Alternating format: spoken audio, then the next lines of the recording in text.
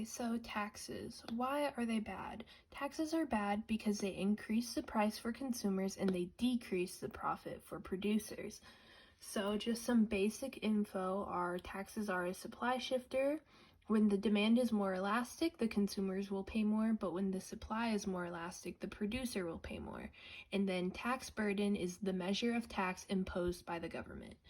So for our first example, it is when the demand is perfectly inelastic, but the supply is unit elastic. So for our graph, it is the hundreds of controllers per year produced by Nintendo for the Switch. So because to play the Switch, you need a controller. So that makes it inelastic because no matter what, consumers are always going to be purchasing a controller. So let's say that for every 400 controllers,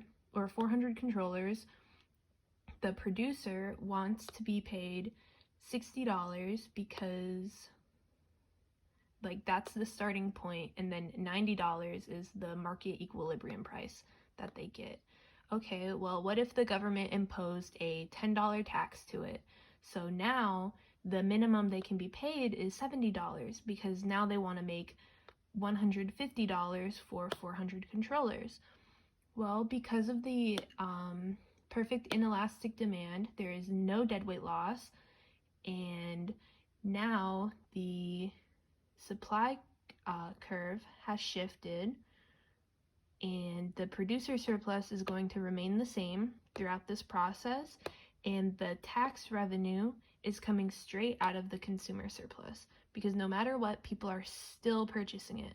So it's going to come out of the consumer surplus instead of the producer surplus.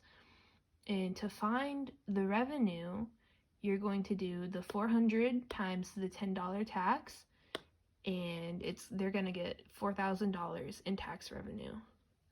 So the next one is when both are elastic. So for all the Switches made, and then there's a tax imposed onto it. This is going to be the deadweight loss created, and then here's all the revenue.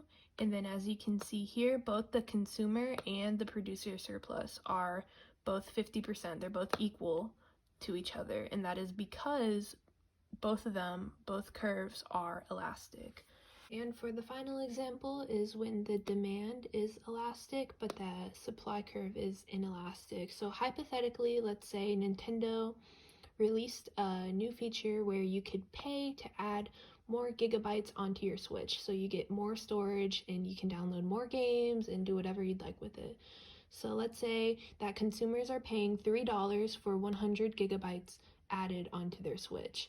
Well, if the government imposes a $2 tax, then consumers are now paying $4 for 80 gigabytes, which is less than what they were originally doing. So this causes a decrease in efficiency, and because consumers are not going to be attracted to the price increase, so they're less likely to purchase it, which causes the inefficiency. So now, since the consumer is paying $2 more, the government is keeping $2 and the producer only keeps $2 out of the $4 price difference. And that would create the tax revenue to be $160.